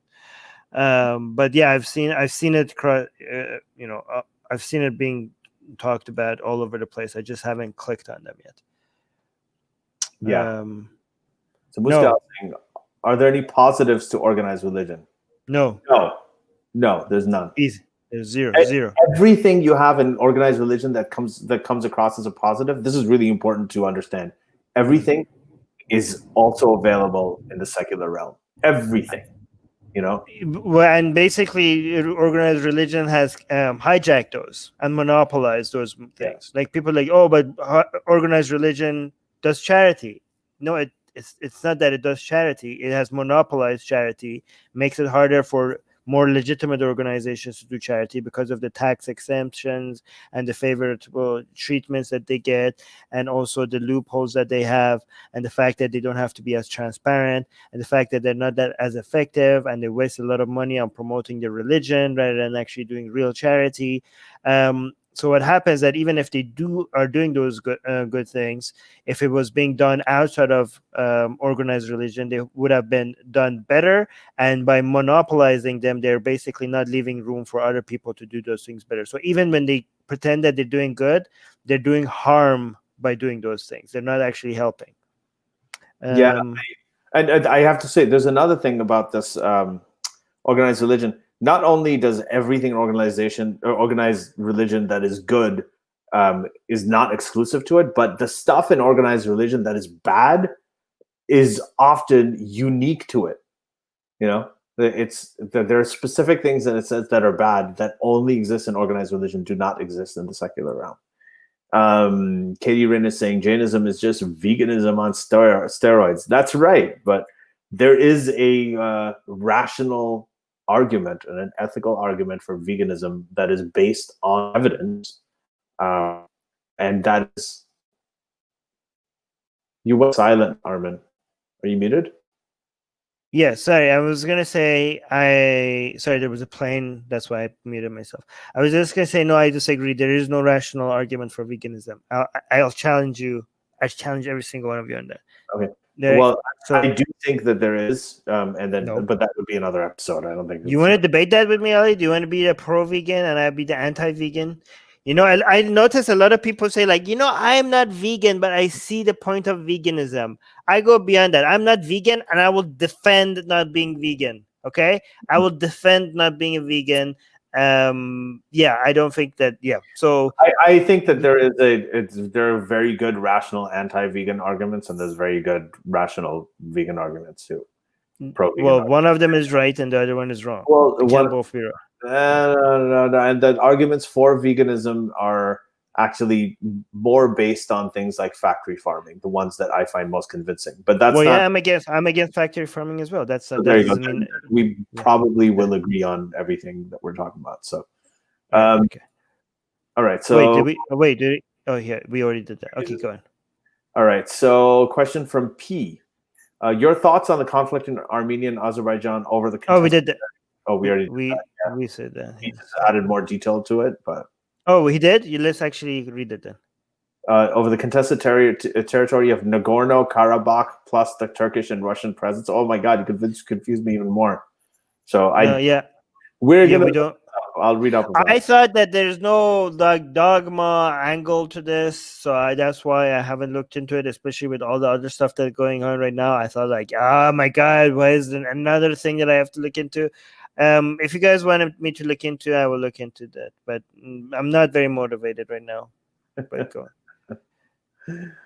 Has President Trump been good or bad for evangelicals? Are you great? He's been amazing. It's been the best. 3 Supreme Court justices, like the most conservative ever. I mean, they're potentially getting rid of abortion. They're potentially getting rid of their socialized healthcare, which isn't really socialized healthcare. It's all fully private. But anyway, you can't argue with a Trumper that way. Like LGBTQ rights, everything. It's why are religious folks very intolerant? Yeah, well, you don't want to answer that? Well, because they don't have any good arguments for their beliefs. That's why they just have to resort to other methods of defending their views. Right. And they also believe that they have access to the absolute truth from the creator of the universe. So that might do a little bit of a number on your ego. Right. You think that you're better than other people or more right than other people.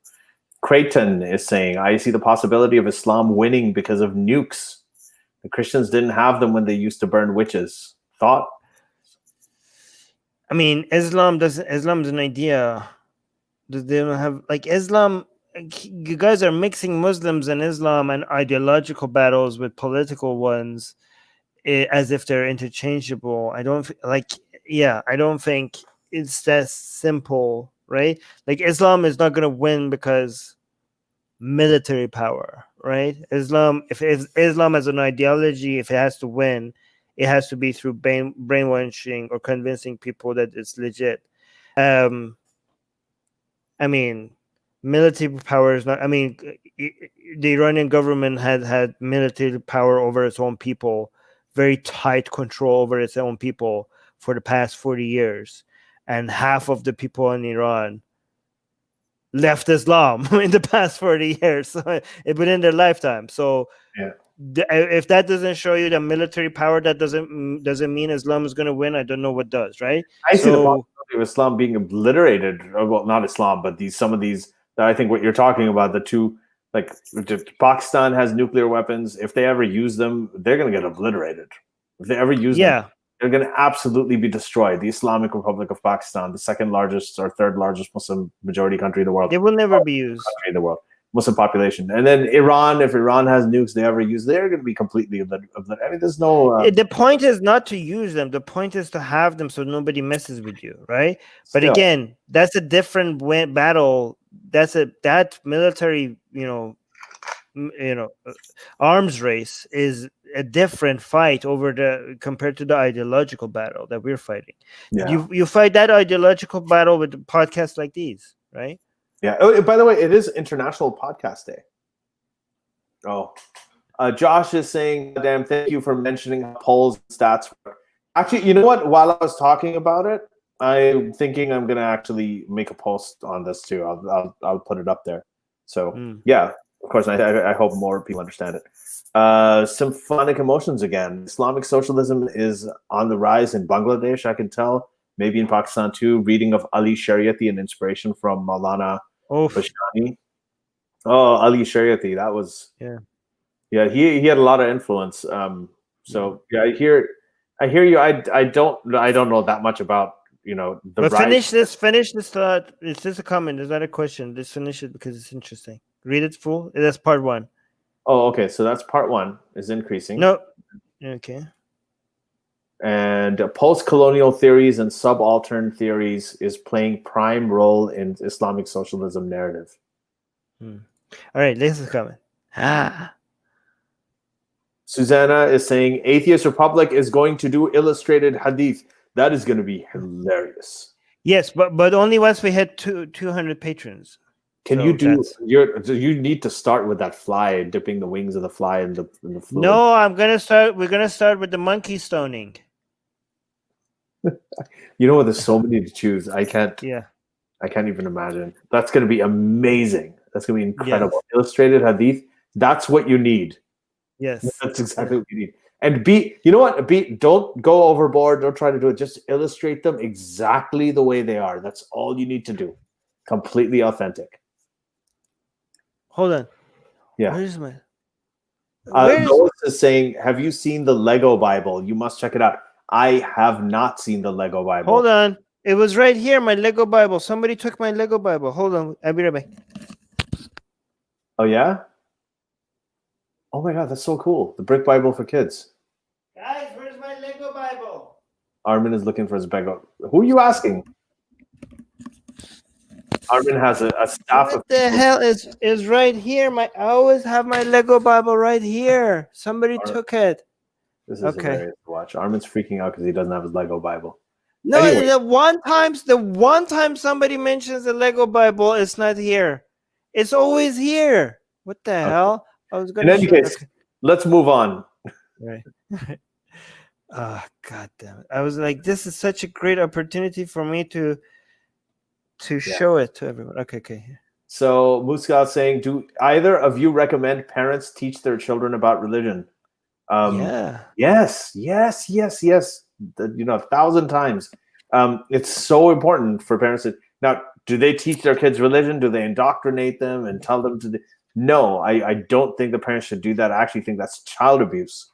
To tell your kids that there is a hell for them to go to. That all of this crap that's horrendous stuff to indoctrinate your kids with. That you should have your foreskin cut off. All of that crap is just horrendous. But to teach them about religion, yes, everything we do, like so much of our politics, so much of international politics, local politics, art, culture, music, everything is rooted. There's so many things that are rooted in religion. So it's very important for them to know.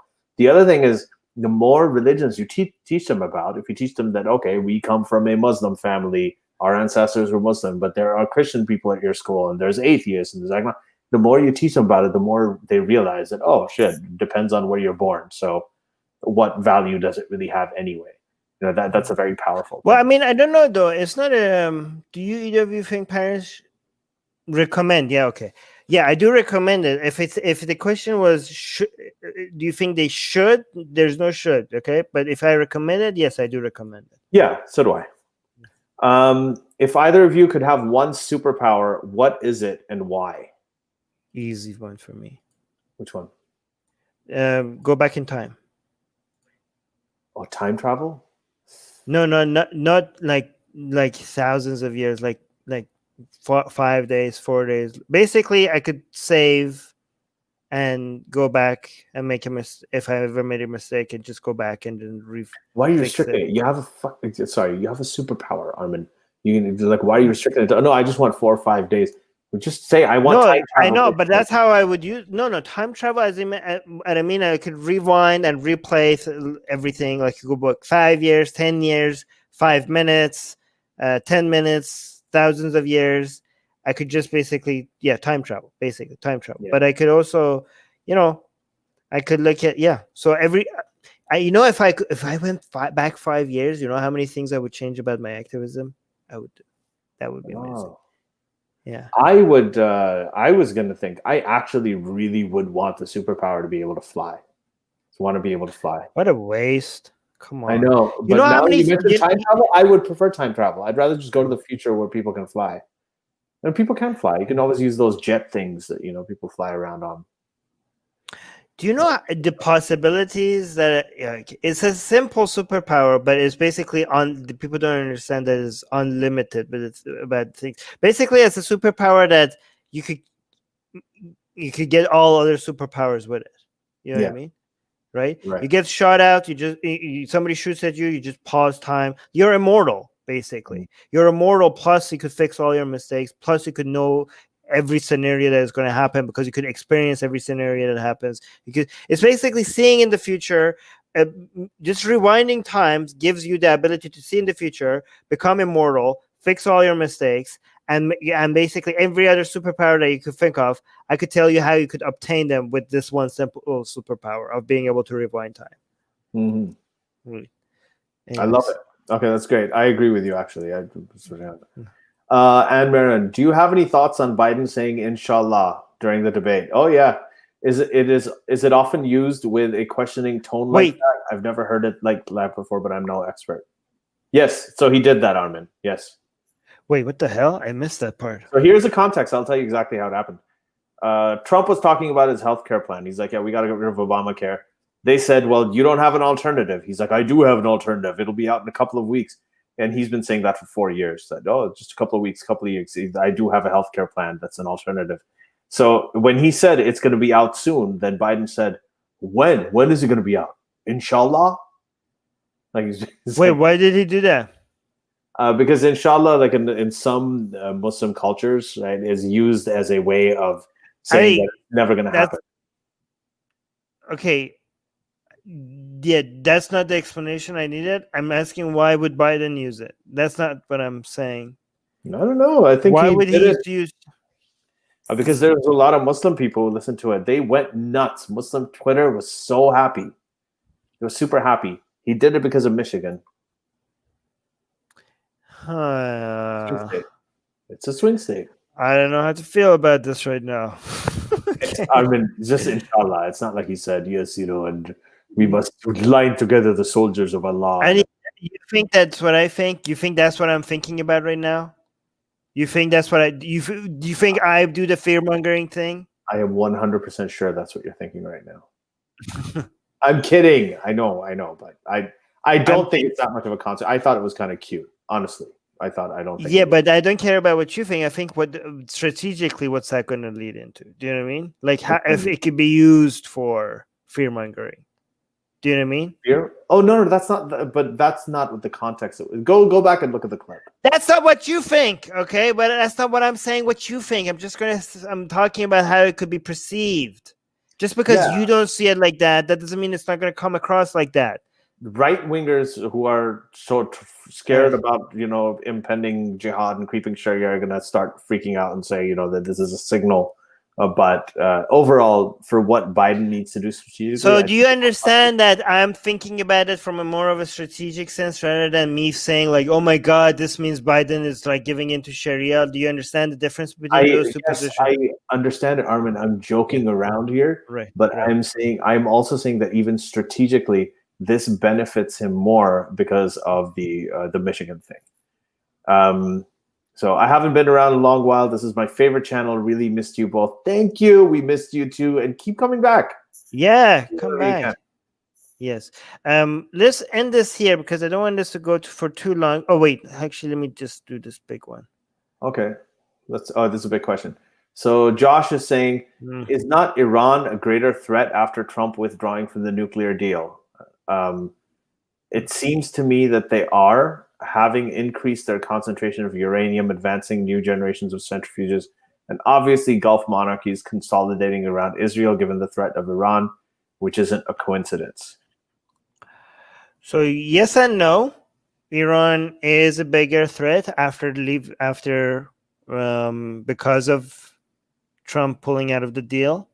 Made like Obama's deal made the West have a lot of control over the direction that Iran is going to be taking in the future.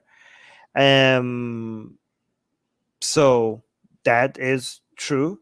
However, in another sense, the deal also empowered a lot of the, if it did, it's not false to say that it did help the funding of a lot of extremists, a lot of empire building initiatives by Iranian governments around the region. So the fact that that money went towards that is also true, right? So let's not deny that. And also, but Trump pulling out of the deal, the sanctions on Iran though really is helping Iran's limiting Iran's capability of stirring crap up in the region. So it's a mix. It's very basic. Okay, here's the thing. It's complicated. Right? It really depends on where you specifically look at, right?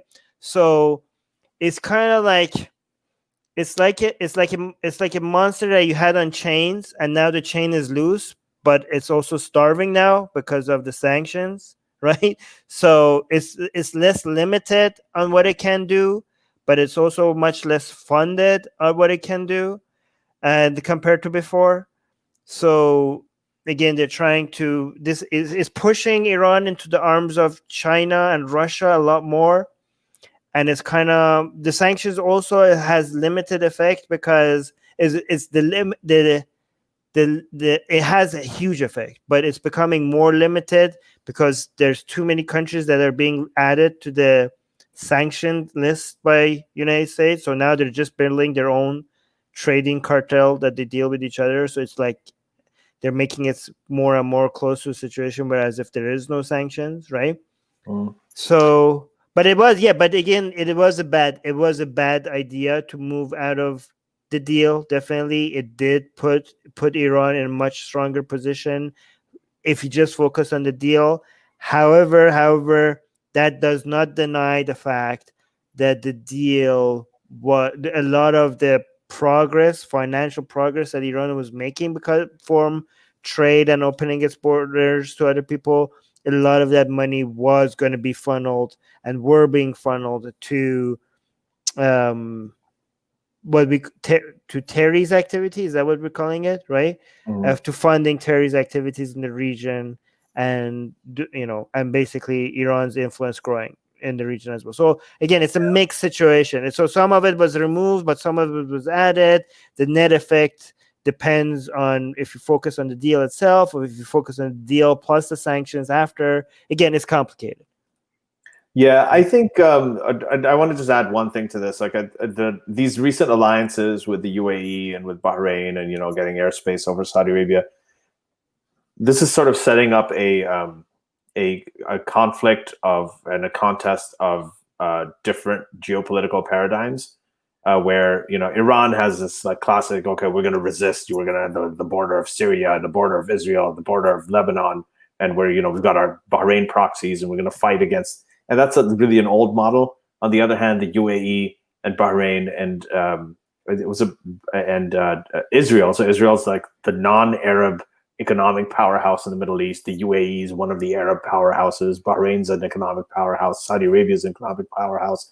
This alliance is sort of more modern, and it's based on diplomatic and economic ties, and that is just not going to be any match for Iran. So in a way, Iran is weaker. That could make it more of a threat, but it may actually make it less of a threat. So it's going to overall weaken them. And then internally, Iran, with this population and with the internal unrest and the fractures within the clergy and the ruling power, the hardliners there is also kind of weakening it. So I don't know. I feel like something is going to change in Iran soon. Yeah, and the sanctions also does make a lot of people angry. Like it from to like a lot of like the government in Iran is trying to blame all the economic hardship on the sanctions on the West, but it's not working.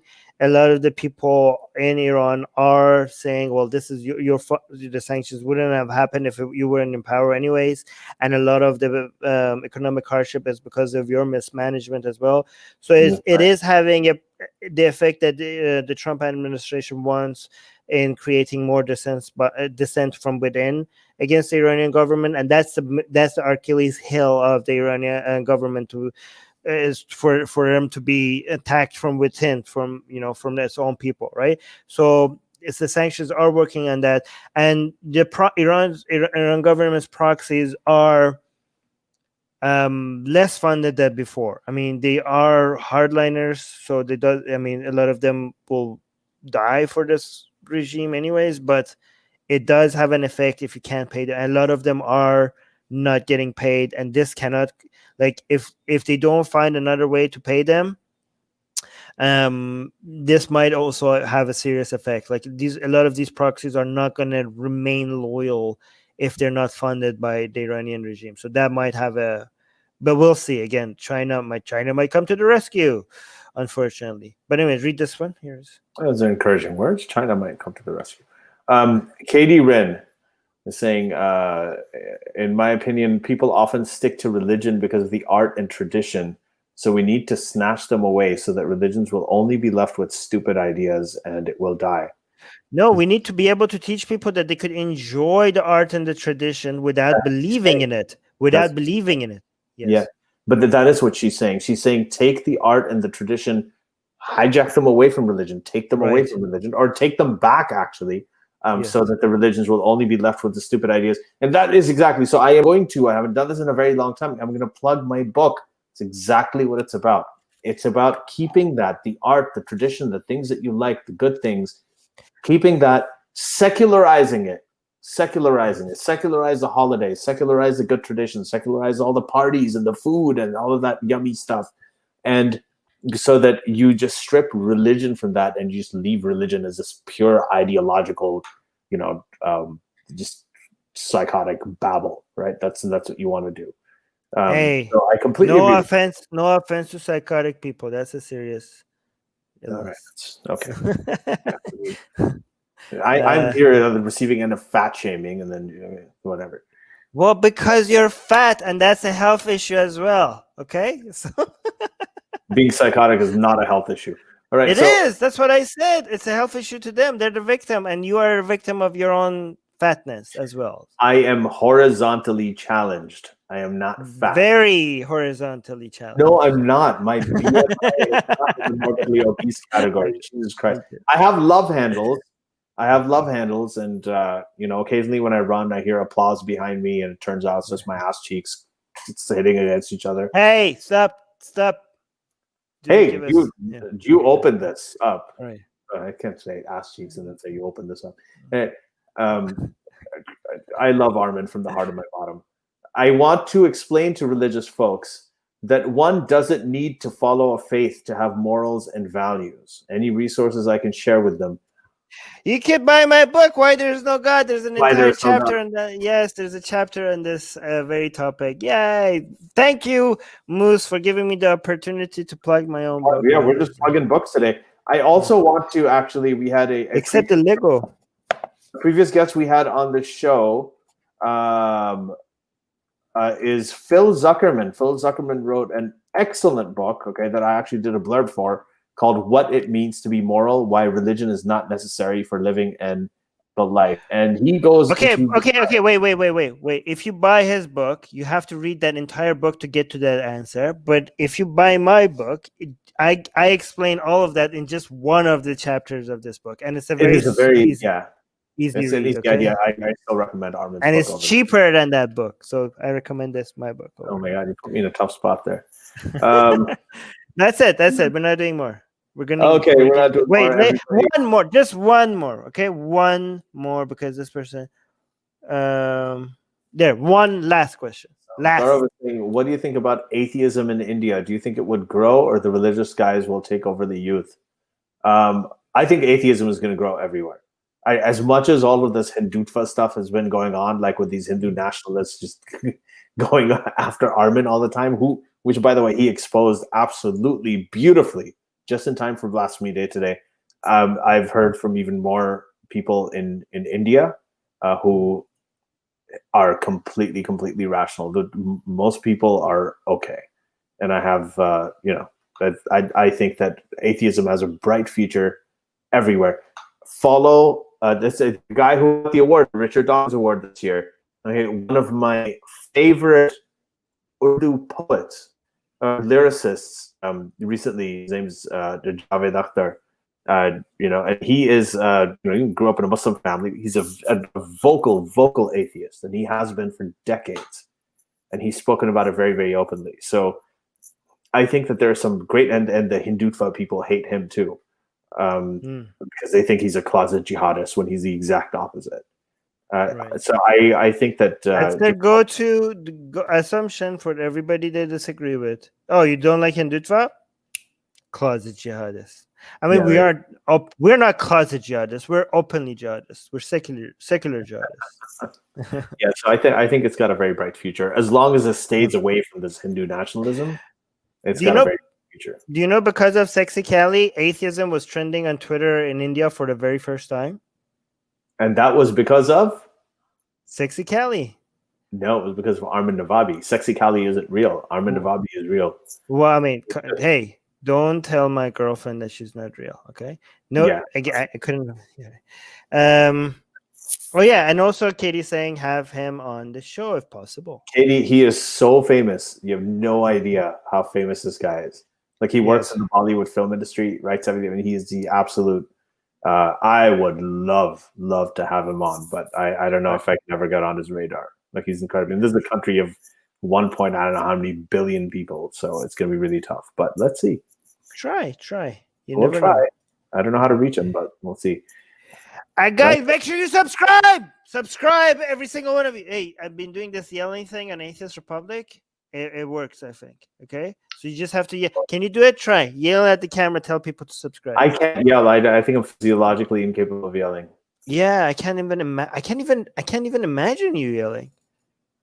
I can sing very loud. I was in metal band, so I can sing very loud. No, please don't. Yeah.